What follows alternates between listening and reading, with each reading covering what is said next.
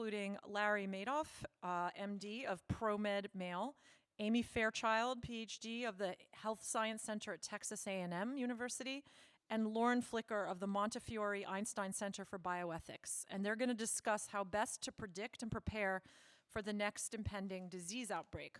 And we're honored that our moderator this evening is investigative journalist and author Sonia Shah. So at this time, I'd like to just ask you to please turn off your phones or anything that makes noise. Feel free to tweet. Our hashtag is MCNYLive. And before we begin, would you please welcome Dr. Paul Thierman. He is the director of the library and the Center for the History of Medicine and Public Health at the New York Academy of Medicine, and he will introduce Sonia and take it from there.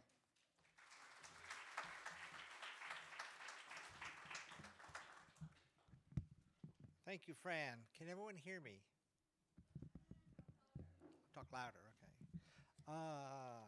I'm pleased to be here tonight, as Fran said, for our last joint presentation around the Germ City exhibit. The Academy's president, Dr. Judy Salerno, wished she could be here as well, but work has taken her away from the city this evening.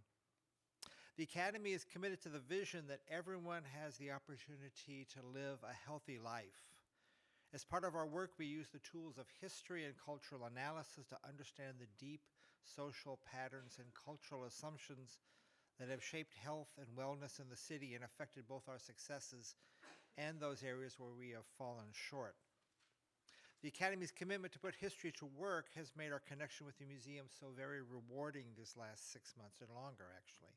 The Germ City exhibit now nearing its end, and programs such as this one tonight have helped to move the conversation forward on improving the health of the city through the insights that history can provide. So I wanted to add my thanks to the effort, and especially to Sarah Henry, Rebecca Jacobs, and Fran Rosenfeld, and all those here at the museum who have been so central to this work, to Ken Arnold, Danielle Olson, and Abby Duran of the Wellcome Trust, and to the Academy's Ann Garner, Arlene Shaner, and Carrie Levinson, and many others who helped make this exhibit and these programs possible, and especially to Whitney Donhauser, Director of the Museum, Simon Chaplin, Director of Culture and Society at the Wellcome, and Judy Salerno, President of the Academy. Two more things, please, before I introduce Sonia, who will introduce our other speakers. The Academy with the museum is still sponsoring walking tours of the medical history of Roosevelt Island. So please see our events website for details. And if you want to tweet, in addition to the museum hashtag, please use, as you can see up here, hashtag Germ City or hashtag Contagious Cities, New York. So on to Sonia. Sonia Shah first presented at the Academy of Medicine in November 2014 on mapping cholera. She's an investigative journalist and the author of many critically acclaimed and prize-winning books on science, human rights, and international politics. Her fourth book is called Pandemic, Tracking Contagions from Cholera to Ebola and Beyond, and it has received numerous awards, notably from the New York Public Library and the National Association of Science Writers.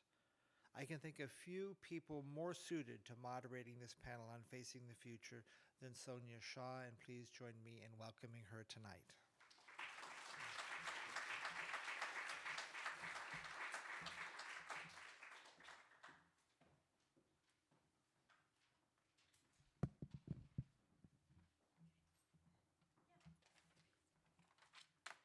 Thank you all for coming. I'm very short, so I'm going to come out from behind the podium. So over the past 50 years, we've had over 300 infectious pathogens either newly emerge or reemerge into new places where they've never been seen before. So we've had Zika in the Americas, where it had never been seen before. We've had Ebola in West Africa, where it had never been seen before. We've had new kinds of tick-borne diseases, new kinds of avian influenzas, new kinds of highly drug-resistant bacterial pathogen, and the list goes on and on. So this sense of an incipient pandemic, that is an outbreak of disease that sort of starts in one part of the world and then spreads like a wave across global populations, is growing. In a recent survey, over half of epidemiologists said that a pandemic that would sicken 1 billion people, kill 165 million people, and cost the global economy $3 trillion would occur sometime in the next 2 generations. So where are all these pathogens coming from? Over 70% of the new pathogens we're seeing today are coming from the bodies of animals. And that's because we are driving microbes from animals' bodies into our bodies by our own social, political, and environmental disruptions. So climate change, for example, is changing where animals move. They're having to move, as you can see on this map. This is where wild species are moving because of climate change. At the same time, our human activities are expanding, our cities and towns, our industrial activities, our footprint is getting bigger and bigger. And as we do that, we're losing a lot of wildlife habitat. And so when we pave over their wetlands and cut down their forests, those species come and live in our farms, our towns, our backyards.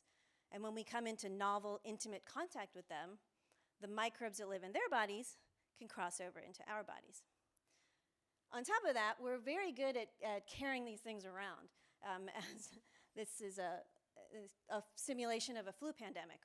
And it just travels across the planet. No matter where it comes up, it'll travel across the planet because of our excellent flight network.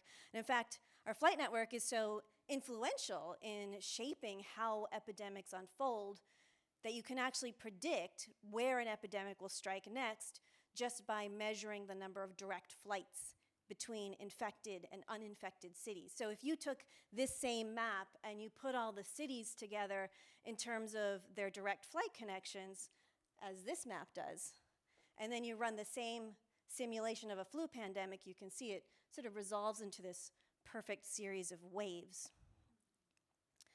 On top of that, we're providing all these new pathogens with excellent amplification opportunities, and that's because we're urbanizing so quickly. By 2030, the majority of humans on the planet are going to live in cities. And they're not going to be cities like New York and Washington, D.C. They're going to be cities more like Monrovia and Freetown in West Africa, where you have a lot of people crowded really closely together with not a lot of infrastructure. And we're seeing pathogens take advantage of this already. I mean, you look at Ebola, for example. We've had Ebola outbreaks at least since the 70s or so. But Ebola never infected any place with more than a few 100,000 inhabitants. And so those outbreaks are relatively small and limited.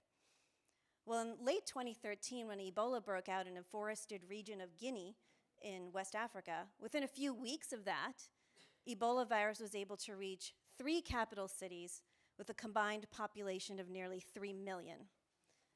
And so that's an important reason why that Ebola outbreak was bigger than all previous Ebola outbreaks. In fact, combined, 11,000 people died during that outbreak.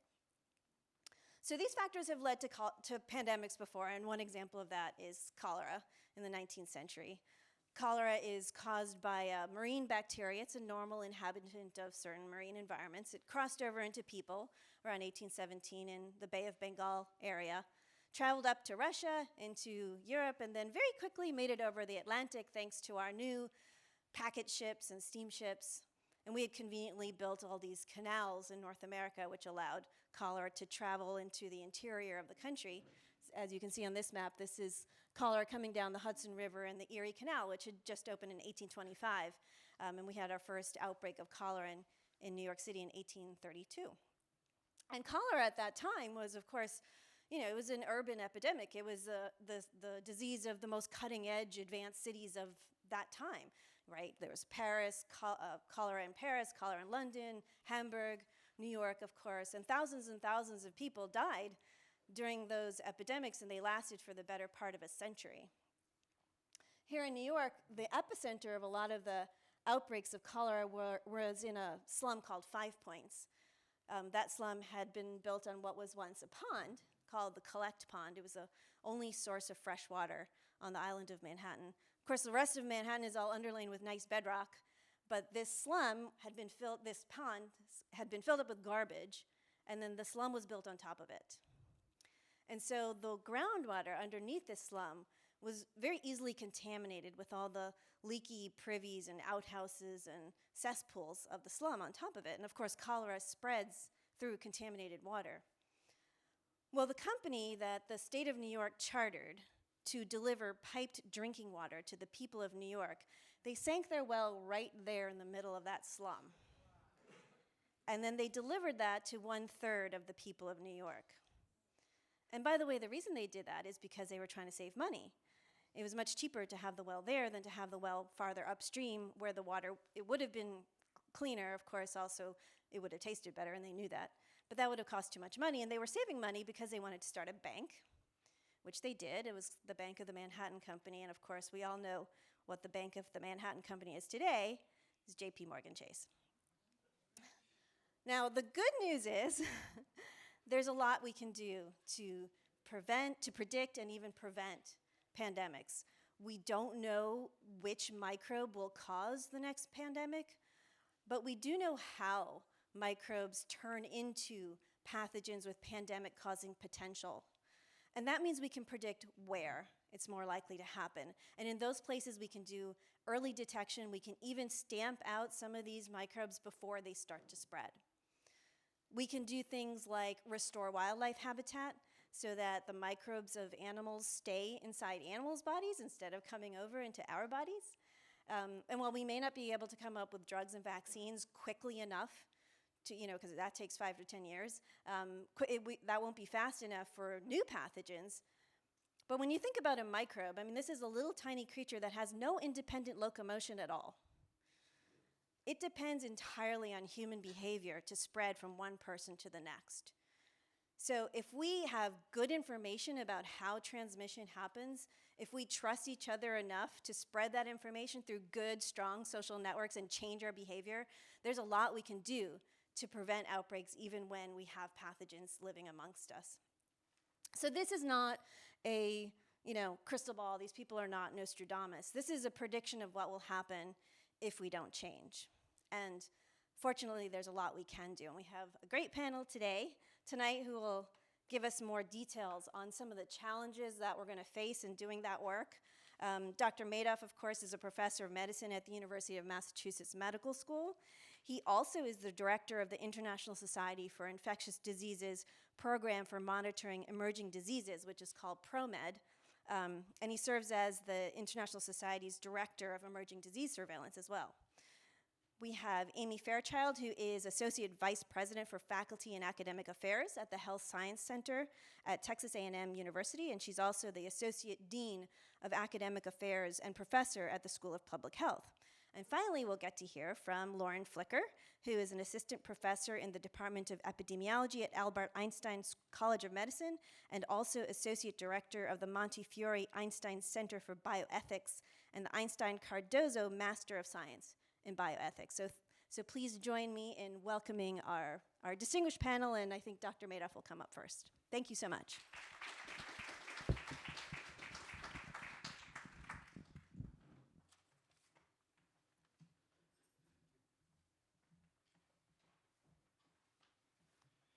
Great. Thank you very much, Sonia and Paul and Fran for the introductions, and thank you all for coming tonight. Thanks for the museum and for the Academy for organizing this session. I think the more we learn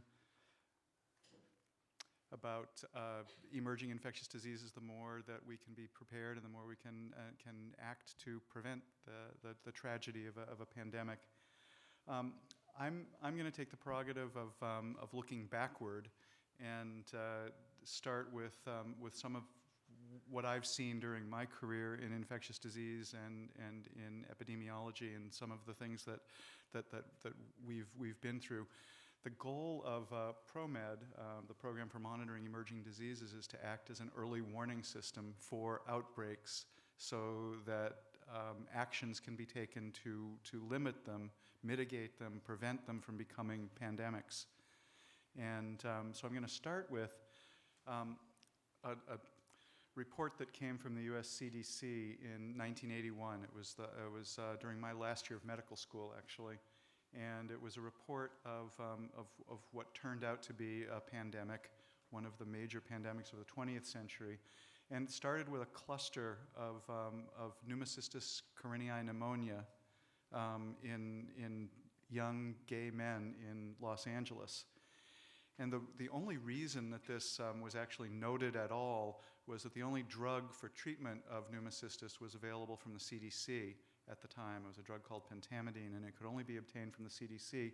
So the people at CDC said, what's going on here? This is a pathogen that we don't normally see in otherwise healthy people. It's a pathogen that we saw in cancer chemotherapy patients, for example.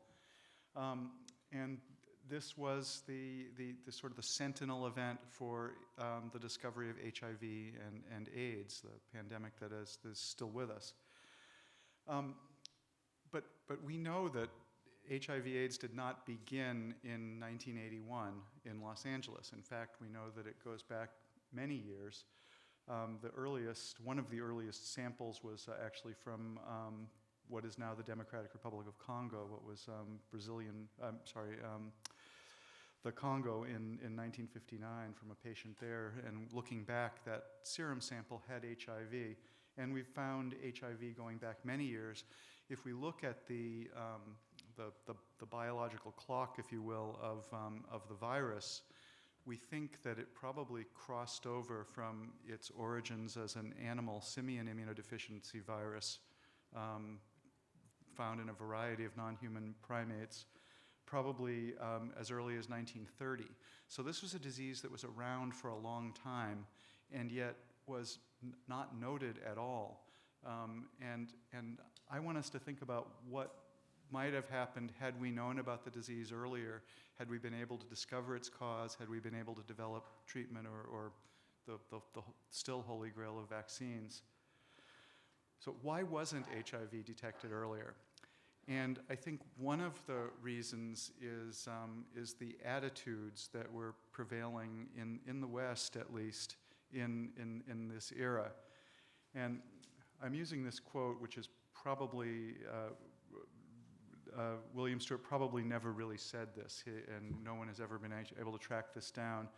But essentially it reflected an attitude that was prevalent at the time, that infectious diseases really didn't matter anymore in Western, at least in Western developed countries. That we had controlled infectious diseases. We had vaccines, we had antibiotics, we had clean water, and infectious diseases really weren't going to be a problem anymore. And I think that attitude helped shape the way that we looked at events and failed to recognize what was going on. I worked for a while at the Brigham and Women's Hospital in Boston. This was the president of the hospital, Peter Bent Brigham Hospital, back in the 1970s. And he is famously quoted as wondering why we would need infectious disease doctors in the future, that there really wasn't going to be anything for them to do because infectious diseases were going to be eliminated. And that, of course, was not true, but this is you can understand where the attitude came from. If you look at infectious diseases through the 20th century up to the late 20th century, there was a pretty steady, monotonous decline, with the exception of this big peak, which represents the great flu pandemic of 1918 that we're now in the 100th anniversary of. And so it was a time when people really thought that infectious diseases were going away. By the way, there's a really nice graph that extends backwards several hundred years from this graph upstairs at the exhibition. And if you get a chance to see that, you can see that there were even greater incidences of infectious diseases prior to this time. I was a resident physician in New York City during the early 1980s after I finished medical school. And it was right at the beginning, sort of the log phase, if you will, of HIV/AIDS striking the city. And New York City was hit hard. And so I think it's really appropriate to talk about HIV as one of the pandemics and how it affected New York. At the time, perhaps 30% of the US AIDS cases were here in the city. Again, I was if you look at the left-hand side of that curve, that's when I was a resident. And I think the onset of AIDS, which we didn't even know the cause of at the time that I was treating the first patients with this disease, you can see how hard it hit. You can also see from this graph, incidentally, the sharp downward turn in the mid-1990s that resulted from the advent of effective therapy.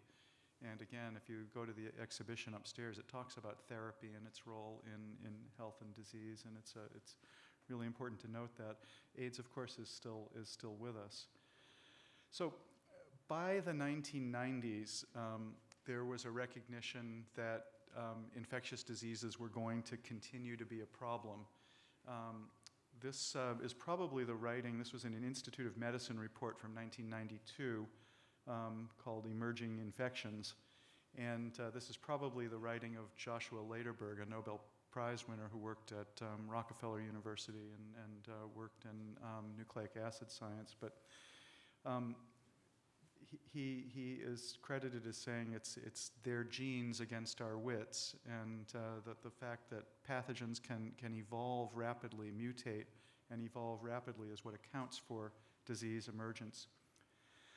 This is a report from ProMed in 2003, and it talks about a rumor, essentially, and this is one of the things that ProMed deals in as sort of rumors or unofficial reports. And this was one of the early rumors of an outbreak of pneumonia that was striking a city in southern China. And this was the first report of SARS, or severe acute respiratory syndrome, that first happened. Now, by the 12th of March 2003, the WHO had released this report on SARS and its onset. But in fact, weeks before that, SARS had already traveled around the globe, as Sonia said, helped by our great air transport system, and was already striking Canadian cities. And this was Toronto, was another city that was hit hard by SARS. Sorry, thanks. We look at epidemic curves, the so-called epi curve, and this is the epi curve of SARS. And the first cases of SARS were happening back here in late 2012. It was only when SARS hit Hong Kong that it was noted globally. And by then, the genie was out of the bottle, if you will, and it was too late to contain it easily. And it went on to strike 6,000 people, many of them healthcare workers, actually, who were exposed to SARS. Sorry, we'll get it fixed. Okay.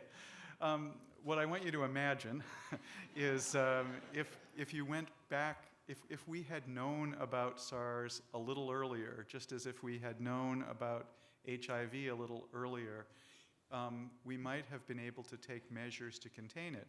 SARS was contained and eliminated, essentially, completely eliminated, really just using traditional public health measures. There's no vaccine, there's no treatment for SARS, and it was contained just by classical public health measures, by... Yeah, sure. Did I hit something there?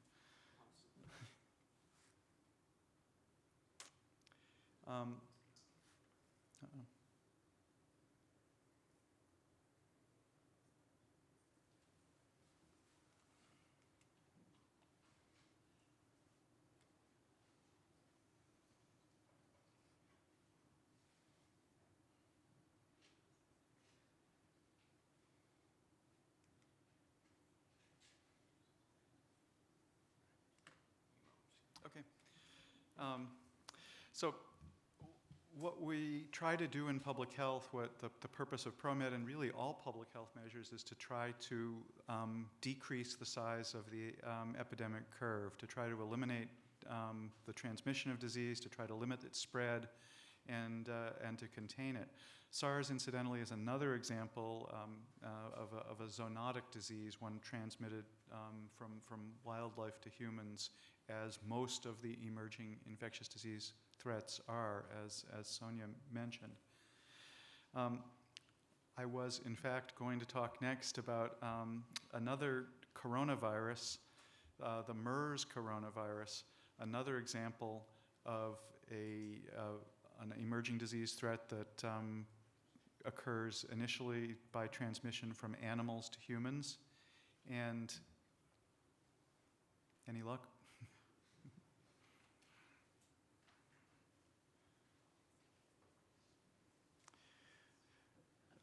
This disease also was first reported on the pages of ProMed, and if you're interested in emerging diseases and you're interested in learning more about them, you can sign up for a subscription to ProMED-mail and get email alerts of emerging disease outbreaks, and be the first on your block to be scared of the next threat.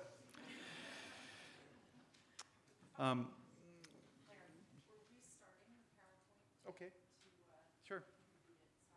No problem. Clicker? Yes, clicker. Yeah, and I'm almost done. I'm sorry. I usually have pretty good technology karma, but tonight it wasn't with me. Very briefly, this really just underscores again a couple of the points that Sonia made, that the importance of exposure to animals and wildlife in the development of emerging infections, and the transmission of the MERS coronavirus may have been from bats to camels and from camels to humans, and that may be the origin of this particular virus. Another important feature that Sonia also alluded to is the ability of diseases to travel. And this is just a partial map of some of the places where the MERS coronavirus, which has largely been occurring in Saudi Arabia and certainly on the Arabian Peninsula, but these are some of the areas of the world where it has traveled. And one of the more impressive outbreaks occurred in South Korea. A single introduction of MERS led to hundreds of cases in South Korea and deaths there. It was eventually contained.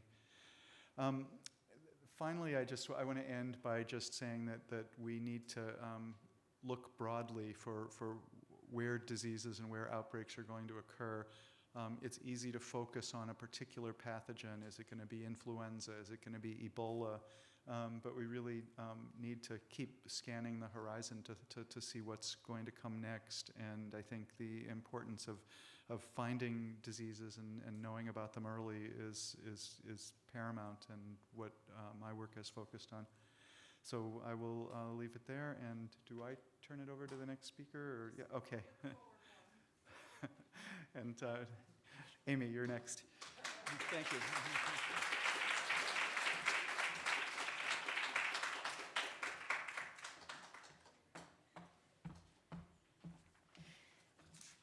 Thank you, Larry, and thank you all for coming this evening. I was halfway hoping that the slides wouldn't work again, because when I teach this in class, and here I'm trying to evoke the idea of panic, I like to do something in my class called Public Health Improv Theater, FIT. Go ahead, have a fit.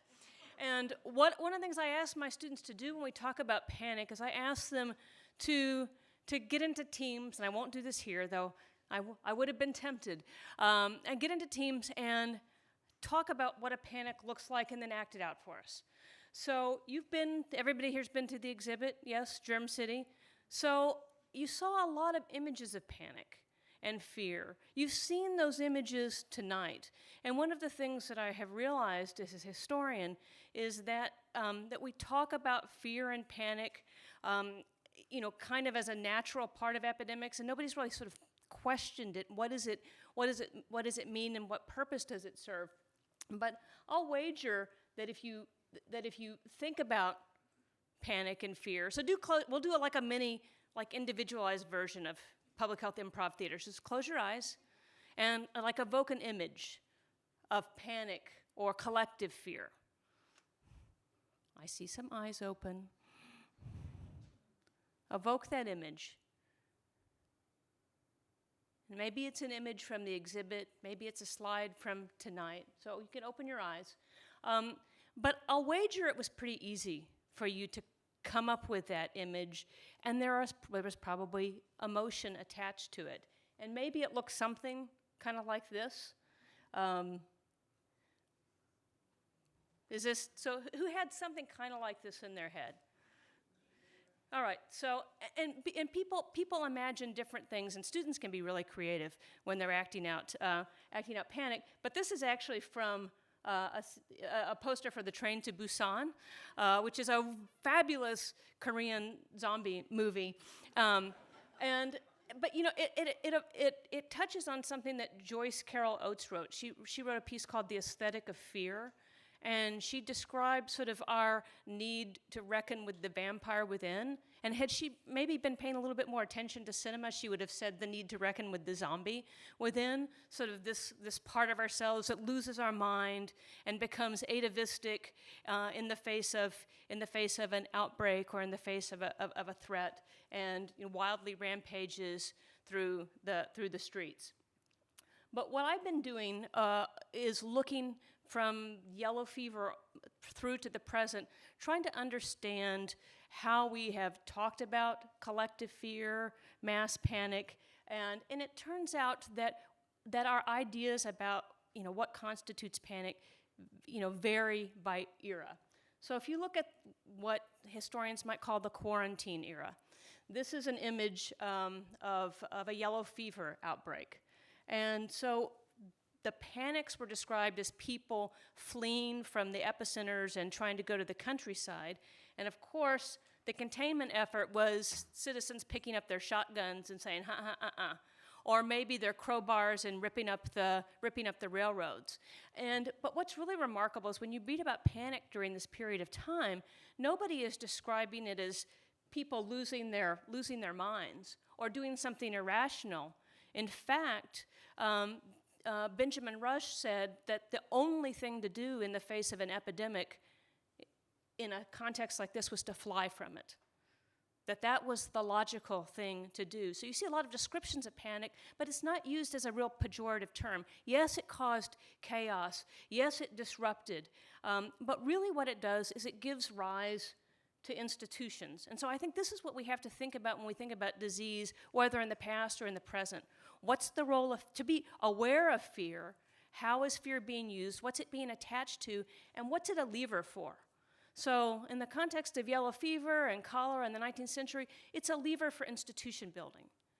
So the need to prevent panic is one of the things that gives rise to the New York City Department of Health, the first permanent municipal health department in the country.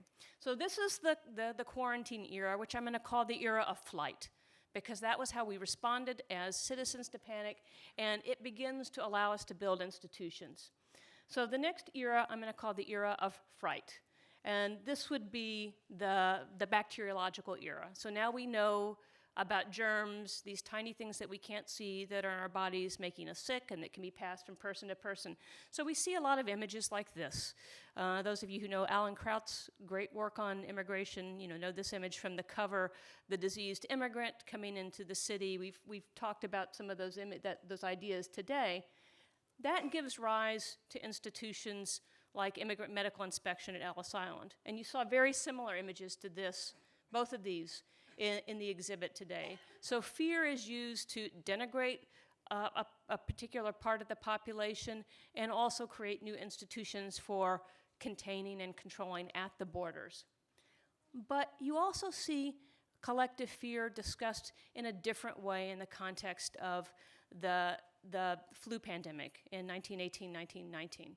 So what you don't see remarkably is great flight from cities. You don't see populations in a panic. Rather, you see physicians and health officials talking about the need to control panic, because if you are racked with fear, that's going to make you more susceptible to disease. So it begins to manifest, the discussion begins to have a different kind of manifestation, and it begins to be used, sort of the idea of containing the disease and containing the fear is used to justify measures like mandatory mask ordinances, social distancing measures. But again, fear is always tied to policy and is a justification for policy. Now, in what I'm going to call the era of fright, the era of international health, post-World War II, we see a federal kind of obsession with panic. Val Peterson, who was the first head of the U.S. Civil Defense Administration, and calls panic the ultimate weapon. And so we begin to see federal agencies being erected to control panic, to help control population panic. We see propaganda films on the part of the Public Health Service, the CDC, the UN, the World Health Organization, in which you saw some of those images from Sonia's talk too, some of those classic images of disease spreading all over the globe, and it begins to make the case to have, again, these national and international institutions to help to contain panic. So Alexander Langmuir, who helped create the Epidemic Intelligence Service, describes in his papers how he used what he called the hysteria over the possibility of biowarfare to help use Defense Department funding to create the EIS. So mass panic is a tool for institution building, but during this era too, this is a period of time in which populations, we're talking about nuclear war. Some of you remember the duck and cover exercises. Some of you remember the preparedness exercises. The sirens would sound and you had to take shelter. Paul Boyer writes about the politicization of fear. People got tired of being told, always be afraid. And you had the Catholic workers and Dorothy Day who began to stage protests in the face of the mandatory civil defense initiatives. So fear becomes a way for populations to begin to push back. So the idea of panic gets linked to social movements and social activism. And one of the things that the Catholic workers did, if you notice, so this is a protest. The siren sounded, and everybody's in their Sunday best, and with their children looking nice, and they're sitting down in public, and to force the police to drag them away. But they were setting themselves apart from the unruly mob that had begun to kind of dominate the image of what panic was: the unwashed immigrant masses, the unwashed poor.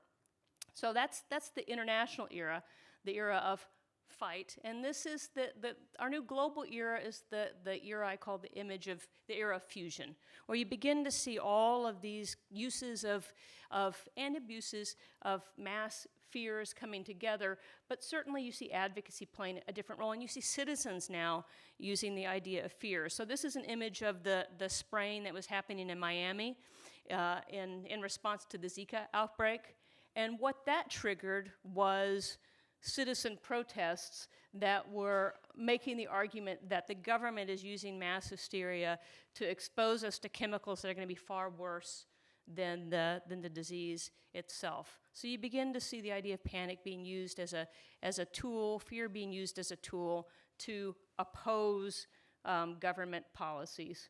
At the same time, in response to Zika, it kind of, what's old is new again. You see from the other side, you see protests wanting the borders closed. It's immigrants that are bringing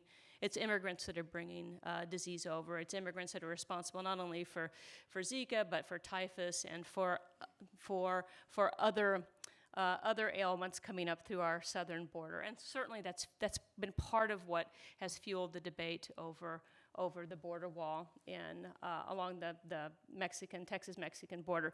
So to sum up, you probably have all heard the phrase, facts not fear. You probably heard it in response to Ebola. It's actually a phrase that dates back to the AIDS epidemic, facts not fear, because some of the first campaigns against making people aware of AIDS were very fear-based. And one of the arguments was that fear always creates stigma, fear is always negative, mass fear is always a bad thing. And when it stigmatizes, that's true. But there's also this really fascinating empirical literature that shows that fear works. Fear can make us change behavior. So the question that we have to ask ourselves when we are thinking about epidemics and fear and public policy is to be aware of the ways in which panic and collective fears are being stoked, evoked, and ask ourselves this question: when are those uses legitimate? When do we need the kind of institutions that are going to protect us? I don't think anybody would argue that the creation of the New York City Department of Health was a bad thing. We might argue over whether we need a border wall on our southern border. But when are those ends legitimate and when are they not legitimate? And that's a way to begin to think about the ethics of fear and panic. Sometimes it works, but the thing we have to realize is it's a predictable, historically recurrent phenomenon. It's a lever, and we need to think about the politics of panic as we think about epidemic control and response. So, Lauren, you're up next. Thank you.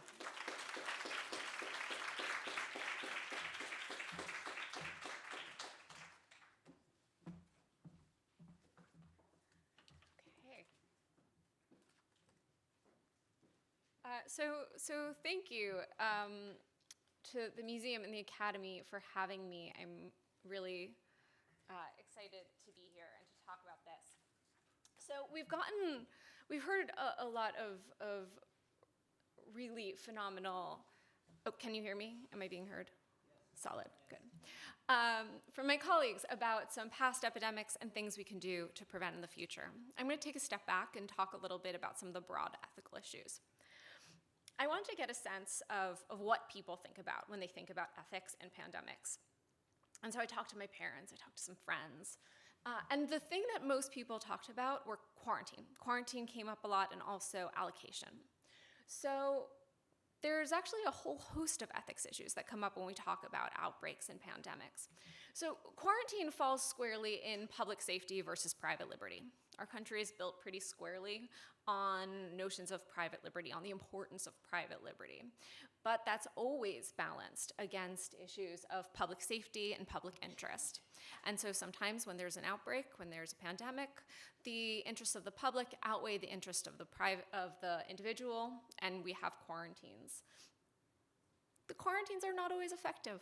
The quarantines are not always evidence-based. Sometimes they are, and this is perfect coming out after Amy, based on fear and misinformation rather than on science. There's also a question of allocation of resources. And resources are a wide number of things. Resources could be medications, they could be ventilators, they could be hospital beds, but resources that need to be allocated, resources that might be insufficient in a mass outbreak, in a mass pandemic, are also medical personnel, doctors, nurses. And how these resources get used, how they get allocated amongst the public, that is a really difficult question that needs to be addressed for each major outbreak. Another one is truth-telling. What is the government telling us? What are clinicians telling us? And what are people hearing from social media, from the internet, that might not be based in truth, in fact, in evidence? Medical uncertainty is another one. There's a lot we know. We know a lot. There's a lot we don't know. There are a lot of, we've done a lot of research so that we know how drugs affect certain populations, but we don't always know how those drugs are going to affect children or pregnant women or a whole host of other vulnerable populations. So how we use the evidence that we have, who isn't captured by that evidence, is an important issue that comes up. Also, discrimination, as Amy just talked about, in terms of immigration, in terms of who, this ties back in actually to the question of allocation, who gets access to resources, how questions of who is tied to certain diseases can get used and politicized in questions of immigration and questions of politics. And then finally, and this I'm going to talk about a little bit less today, but the question of reciprocity. So when you have a global pandemic, when a disease starts in one place and travels across the globe, you're often going to have one region that is going to get hit first, and that is going to have the data. And then there's a question of who is going to have the means to use that data to formulate a treatment, to formulate resources. And then that leads into the question of who gets to access that resource, those vaccines, those drugs. We saw that in 2005 with Jakarta and the avian flu. And then there's the question of stakeholders. You know, often people think, well, there's the person who's sick, and then there's the person who's treating them. And there's the person who's sick. There's the person who doesn't want to get sick. And then there's their family who wants to see them come home. There's medical personnel who has their own family, their own interest in staying healthy, and also an interest in keeping their patients healthy. The public, who has an interest in both not getting sick and in safety from both disease and from chaos, from issues induced by panic. And then there's the state, and the state is not the same as the public, and that's something we probably all know, but it's really important to think about, because the state has an interest in its citizens, but the state also has an interest in the preservation of the state. And the greater the outbreak, the greater the pandemic, the more people who are hit, the more the state's interest in its own survival is going to shift away from what some individuals might hope for their own interests in getting well. So I'm going to talk, oh, this is fun. I don't think my images are showing up. That's cool. They're not that exciting. Are they? Is there a blank slide? Cool. Just imagine dead people. So yellow fever, I'm not going to talk about it too much because we've heard about it a little bit from Amy, but it's a pretty good example of what happens when we don't have a great deal of medical certainty. Certainly in the late 18th century, we weren't quite where we are now with medical knowledge. At the time, they didn't know that yellow fever was being caused by mosquitoes. The governor did instruct people to fast and pray because he thought it was probably being sent from God. And the government also thought, you know what, we shouldn't tell people about this disease, that there's a disease in the city, because people might leave, and then merchants might not come, and it would be bad for commerce. So let's just not share that information. People still spread that information. They didn't have the internet, they didn't have Facebook, but they had letters, a little bit slower, but it got the job done. Information spread. But we saw the state looking out for what it perceived as a greater interest than individual public health. Oh, one of the images. Also imagine a big quarantine sign. Oh wait, I think I can see it a little. No? Maybe? So Ebola, 2014, we've already heard a little bit about it today. So Ebola, 2014, hit some countries in West Africa. And Ebola was a really great example of what can happen when people listen to their fear rather than facts. So during 2014, when people were coming from various African countries, both in West Africa and not in West Africa, there was a spike of hate crimes, a spike of violence against people from Africa, and a great move from governors of many states, including New York State, to quarantine all medical aid workers who were coming from West Africa for a period of 21 days. Quarantine seems like not a terrible idea. We knew that Ebola was killing many thousands of people in West Africa. We knew that it was highly contagious. But actually, we also know that it's not very contagious when people are asymptomatic. And that the healthcare workers who were coming back knew to monitor for a fever, and that when they weren't showing symptoms, they weren't at risk.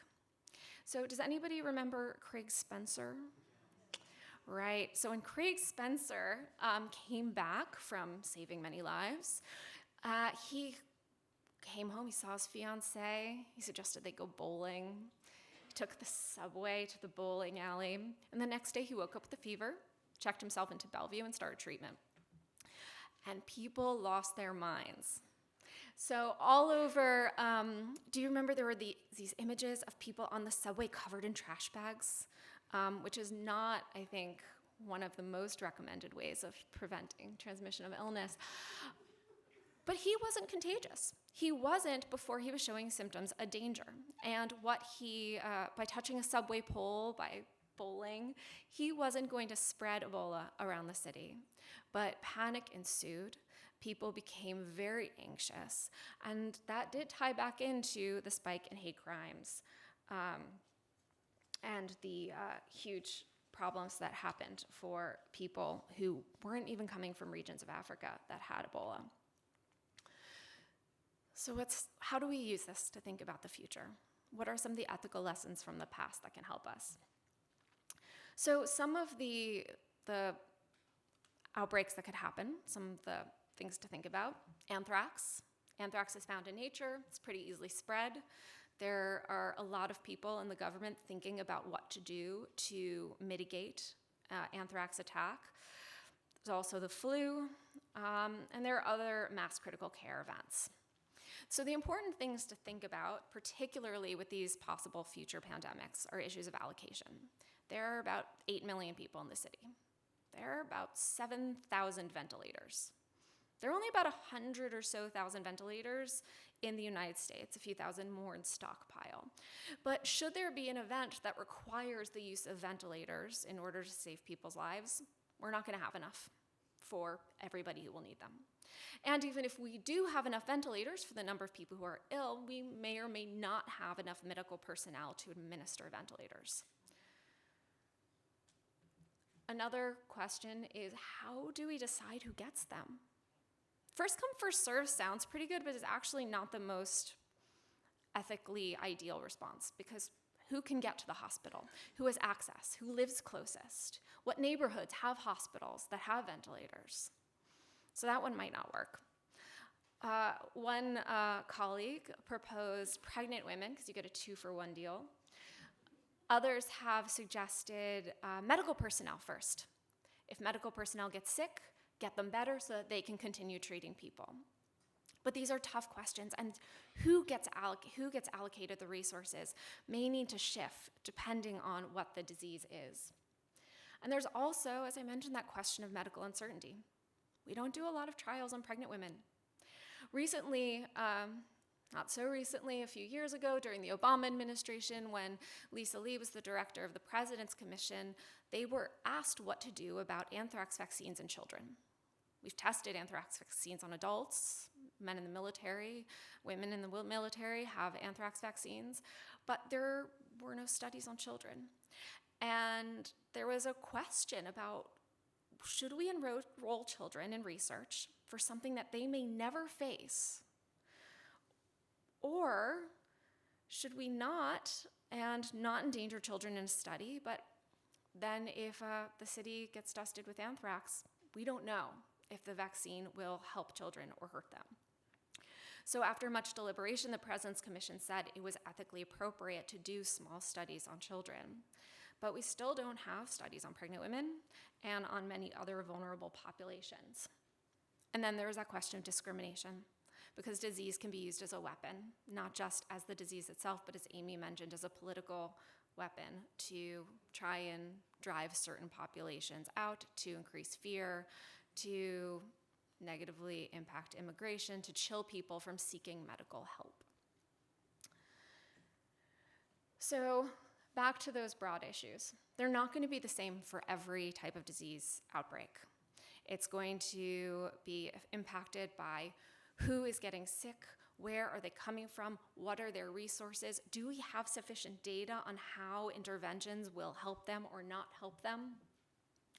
All of these things are going to shift, but what we need to do, what we can do, we've heard a lot from colleagues about what we can do in terms of helping animal habitats, catching things and containing them before we spread. But when they are here, these ethical issues do arise. So what we can do is, and we are doing it with many specific instances such as anthrax, think about how resources might be allocated, how we can spread clear, honest information, especially in this era where truth is in question and where social media spreads misinformation at a significant rate. But anyway, thank you.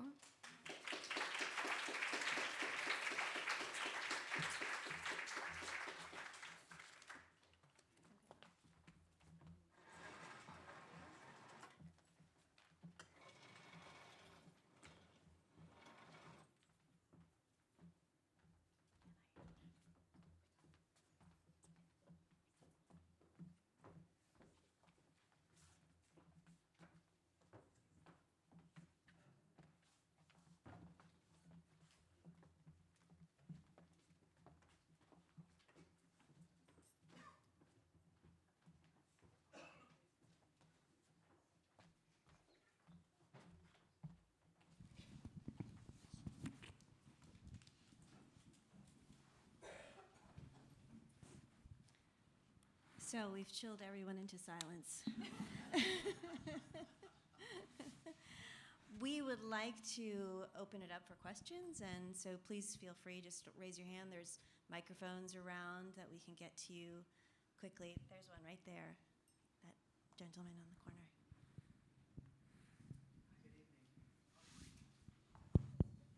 Hi, good evening. I'd like to propose a hypothetical. I must say I did my internship and residency at a city hospital. So what happened, let's say, for example, that someone had the idea that they wanted to unleash either a mosquito-borne virus or some aerosol in a city hospital, and they would start out in the operating, well, not the operating room, but the doctors and nurses lounge. That's where they would initiate it.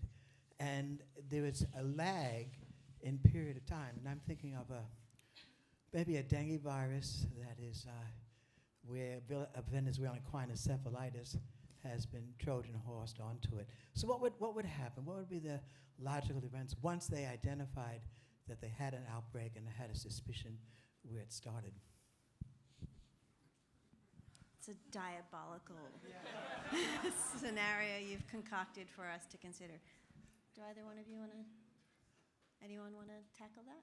What would happen? Well, I mean, I think the first thing that would happen was get reported through your system, right? One of the issues it raises is that people often talk about bioterrorism, and a lot of the response to outbreaks is couched in the terms of bioterrorism. What would a bioterrorist attack look like? How would we identify it? How would we contain it? And I think one of the principles that we recognize is that there really isn't a difference between a bioterrorist attack and a natural occurrence of a disease. They look the same, usually, and our responses are often the same. You use the tools that are available depending on what the outbreak is. It starts with recognition, with describing the outbreak, with identifying the pathogen, and using the tools that are available. And there may be vaccines, there may be drugs, there may be only traditional public health measures like isolation and quarantine. So I know that's not really an answer to your question, but it's at least a way of looking at it. But let me add something, though. So there was a lot of discussion about bioterrorism and panic in sort of the nuclear era. I talked about the Epidemic Intelligence Service. And the idea was that people were particularly afraid of bioterrorist events because they eluded the boundary between wartime and not wartime. So if you have a war, you can hear the airplanes coming, you can see the bombs drop. And so what they do is take out, even if it's scary, there's a predictability to disease. So when you think about your images, we know how they spread. And I think that's why a bioterrorist event has the potential to elicit more panic, because you don't know what the rules of the game are going to be. You don't know if it's going to be in this major city or that major city. And think about the response to anthrax in the days after 9/11. It defied our sense of what the rules of engagement were. I think another interesting thing is that considering how many potential opportunities there are for bioterror attacks, that we've had very few, actually. And we have many more just natural outbreaks. I mean, we do a really good job of just spreading pathogens around all by ourselves by mistake. We're actually kind of bad at doing it on purpose. Hi, I'd like to, follow up on that issue on bioterror because, and just full disclosure, I work for the health department, so I'm very biased in this. But because of the anthrax attacks post 9/11, now the government funds like pod planning and anthrax planning across the country. And I would actually argue that our response to Ebola and Zika was very different from what our response to an aerosolized anthrax attack would be. And if anything, from a systems perspective, I worry that we're focusing on specific scenarios at the consequence of building very fragile systems that then can't adapt to the environment of newly emerging diseases. And I know, we're always, I feel like, stuck in sort of an ethical quandary in that we know the benefits of fear. We're worried about our funding, God knows in these times. But I think, when you point to the civil defense funds and EIS, well, I one point, the country just decided to cut funding for civil defense. So we're trying to hold on to this funding, but I feel like we're doing it at the cost of sort of promoting these fantasy scenarios that maybe are diverting our attention from what we should really be worried about. Well, that does remind me of your image with the looking up at the star. It's interesting. We spend a lot of time thinking about some very specific diseases. We spend a lot of time thinking about what would happen if anthrax was released. And I think we also spend a lot of time wondering if that's the appropriate use of government resources. So anthrax is something that we have prepared for so much because it is so easily found in nature and because it would be so easily dispersed. So perhaps one of the reasons why we haven't had a major case of anthrax is because we're so prepared for it. We have the treatment, we have the antibiotics widely dispersed, we have a vaccine. So yes, it's maybe that there are things that we aren't preparing for as much, but every time one of these things happens, we think about how to use it for something like it. We can compare. So if it's something that requires use of ventilators, hospitals have plans to think about how those allocation questions are going to happen. It's not perfect. We can't plan for everything. I definitely have had the thought you shared, but we are able to learn and iterate from all of the different plans. Thank you for that. There was a number of hands up, so let's get some more questions if we can. Just in relation to the first question. Sorry, can you stand up? I can't see where you are. Oh, In there you are. relation to Okay. the first question that was posed, I was a physician at that hospital, and I no longer use the doctor's lounge because you never know. But essentially, there is something that actually has boggled my mind. Periodically, they run tests through the subway system. I believe it's through the Department of Defense, maybe also through HHS, where they disperse a harmless chemical to determine patterns. And normally when that test is conducted, there's a news item, but the follow-up tends to vanish in the ether. There's never any follow-up on it and potential implications in regards to the subject that's being discussed here.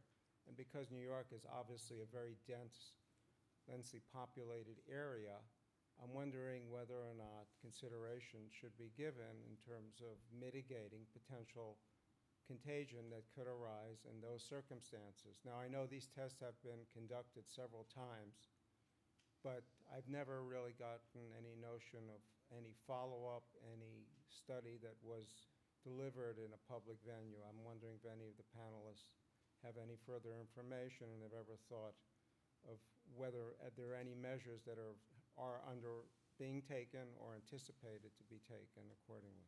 Thank you.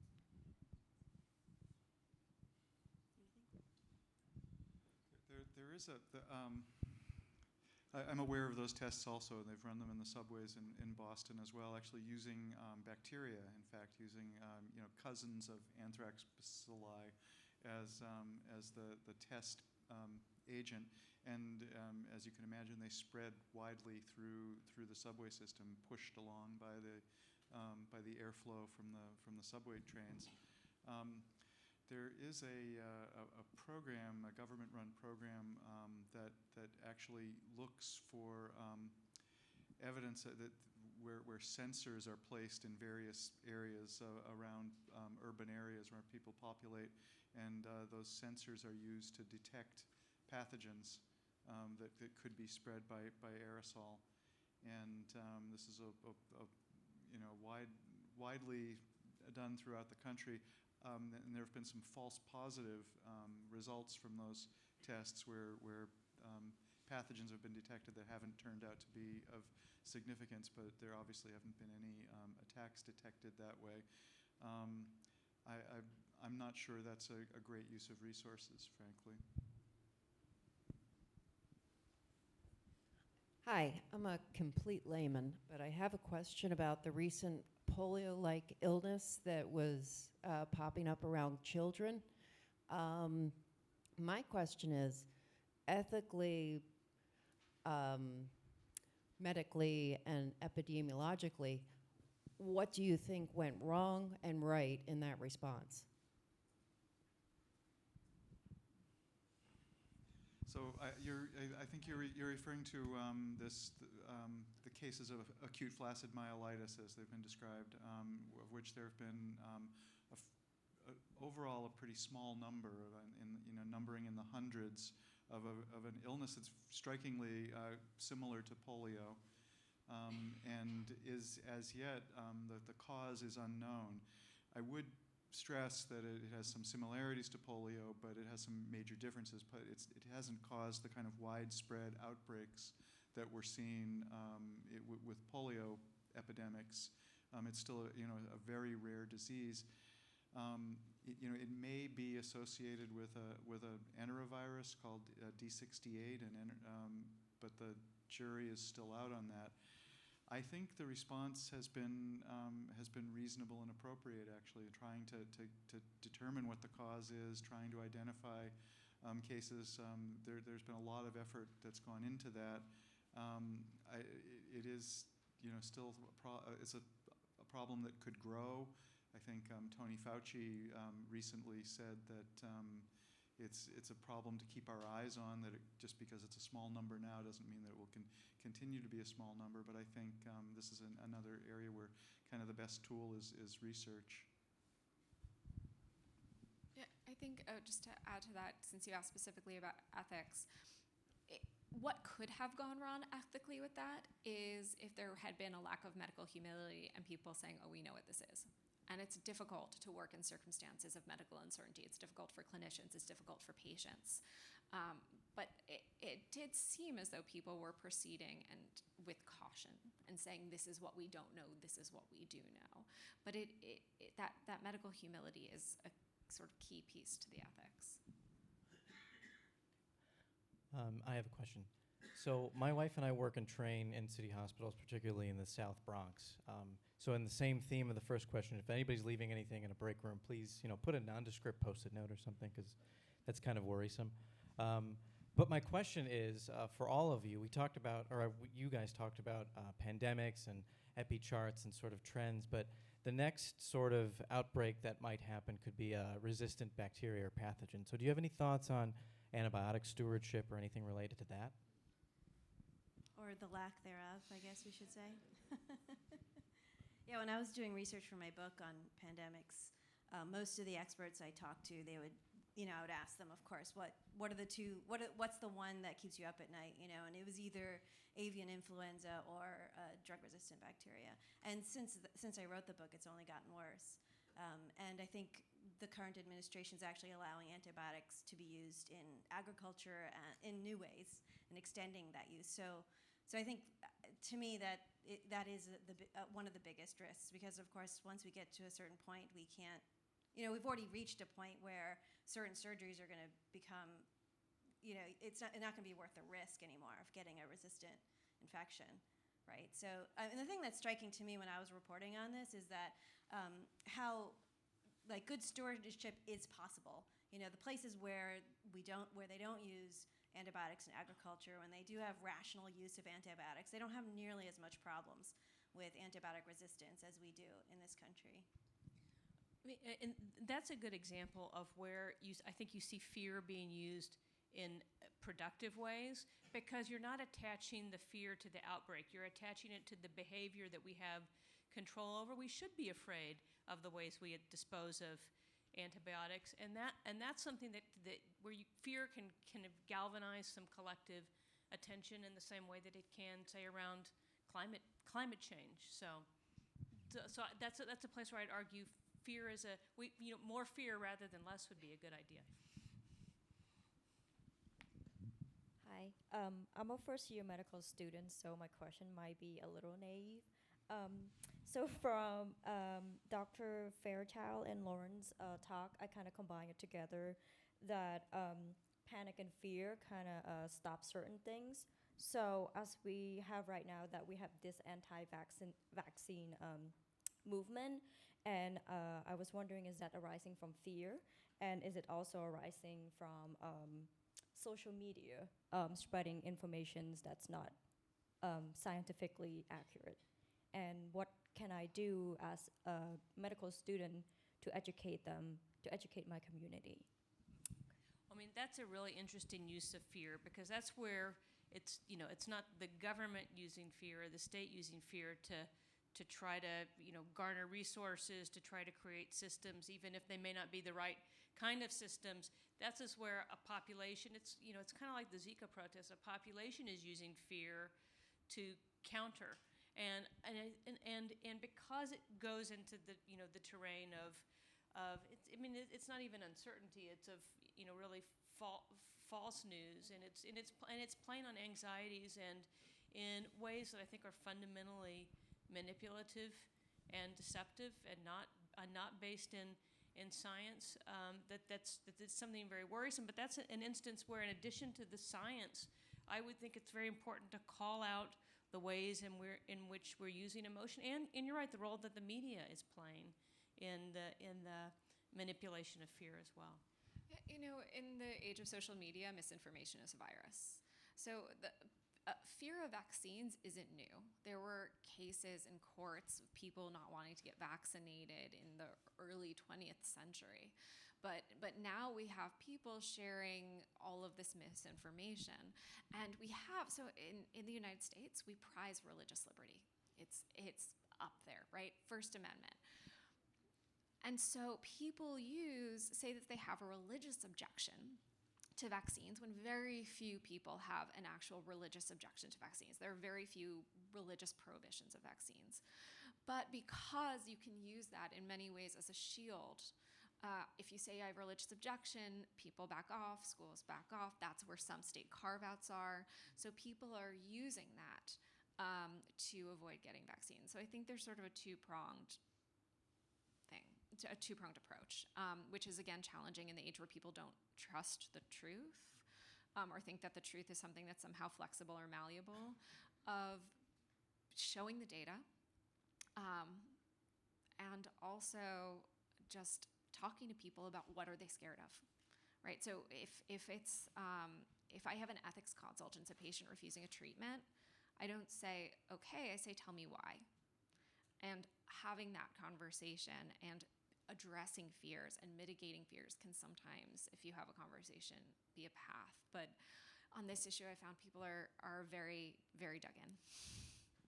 I would just concretely, you know, to your issue of how do you convince a patient. I mean, I think one of the issues that we face is complacency about the diseases that vaccines are preventing. That, you know, very few even providers, doctors have seen a case of measles.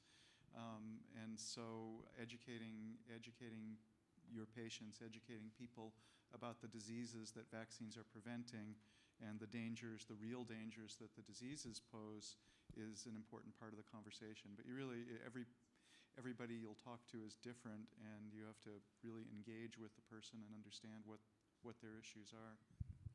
Can I just add one other thing? I'm remembering data that Peter Hotez presented at a talk. He's a physician based in Texas, and that the more you try to convince, with an anti-vaccination crowd, the more you try to convince them using the data, the less successful you're going to be. So I think it has to be, you know, so there's sometimes in which science is not necessarily going to be the way to make convincing arguments.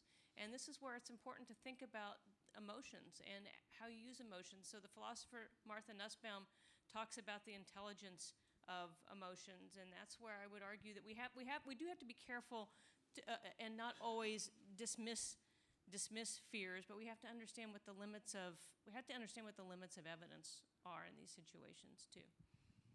I think the other thing to add is in certain populations that there's a history of, you know, transgressions, and people are still responding to that. You know, we see in the African American community, there's still memories of the Tuskegee syphilis study. There's still memories of botched clinical trials in parts of Africa that have led to people rejecting the polio vaccine. It's not related to polio, the polio vaccine. The polio vaccine is perfectly safe for them to have. But there's this mistrust of the white-coated experts who are coming and giving us stuff and not giving us all the facts first. There is that history there, and I think in certain situations we need to have a reckoning about that to rebuild that trust in the public health infrastructure.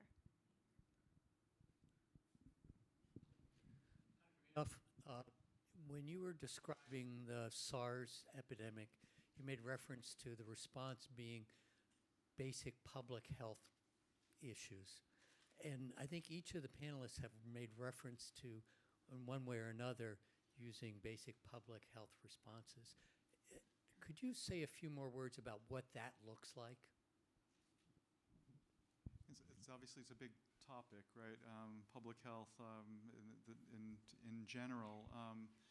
It depends very much on the specific scenario. We talked about Ebola not being contagious until the person has symptoms of the disease.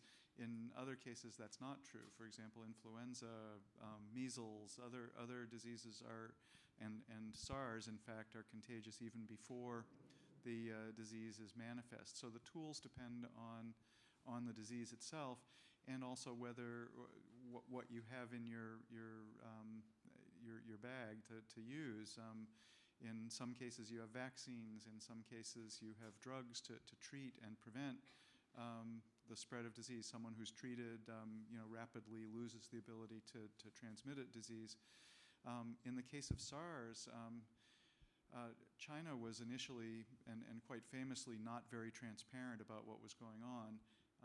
And however, once SARS was discovered and was found to be spreading widely in China, they were hugely effective in containing it. And they used the methods of isolation. Isolation refers to isolating a patient who has symptoms of a disease, and quarantine is actually confining somebody who isn't yet symptomatic, someone who's been exposed but isn't symptomatic. And those were the tools that were used in China. There was widespread use of fever monitoring, fever checks on people, and then isolation of symptomatic patients and quarantine of their contacts so that if they became sick, they wouldn't be able to spread the disease. And again, it was contained pretty effectively once an effort had been made to do that. But the tools vary with the pathogen, with the disease. But what's really interesting about SARS and quarantine was, so you're facing this moment of what is to be done. You have this unknown, you want to stop it from spreading, and the quarantines were more rigorous than they needed to be. But at that moment in time, that was the judgment that that's the thing you needed to do. You needed to err on the side of precaution. You would rather have a more sweeping quarantine than a more cautious quarantine that would potentially allow the disease to spread beyond Toronto. So I can remember a meeting that we had here at Columbia University with the health department, with officials from Toronto in the midst of the outbreak, and those were sort of the ethical issues that we were debating. So yes, post hoc you find out the quarantines didn't need to reach so far. But in that moment where you're uncertain and you do have a potential, a world crisis on your hand, it really is a question of how do you reckon with fear and uncertainty in a crisis situation, and what's the role of precaution? I think we have time for one last question.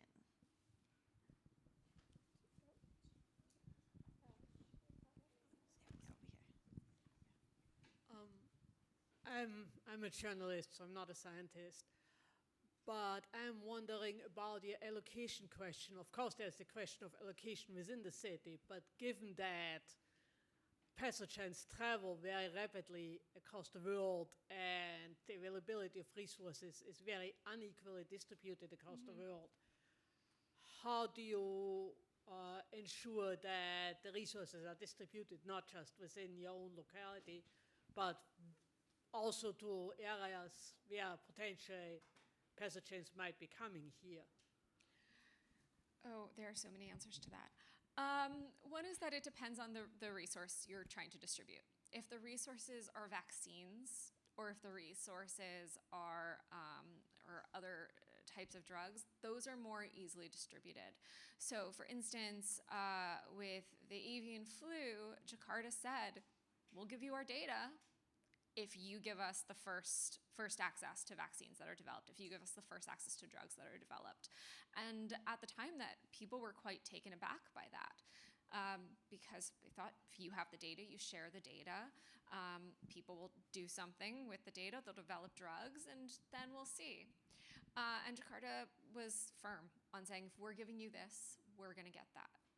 But in order to have distribution of resources, a fair distribution across the globe, you have to have people in power who have an interest in fair distribution of resources across the globe. And so we have to consider that with the world that we are currently in. So you have doctors and nurses who volunteer and who go across the world and to go where people are sick, and that is admirable, but that is not something that's going to address your question of how do we ensure that everybody has access. And I don't know the answer to that question, but I do know that an important component is people who have power wanting that to happen. Okay, I think we're going to end there. Thank you all so much for coming out.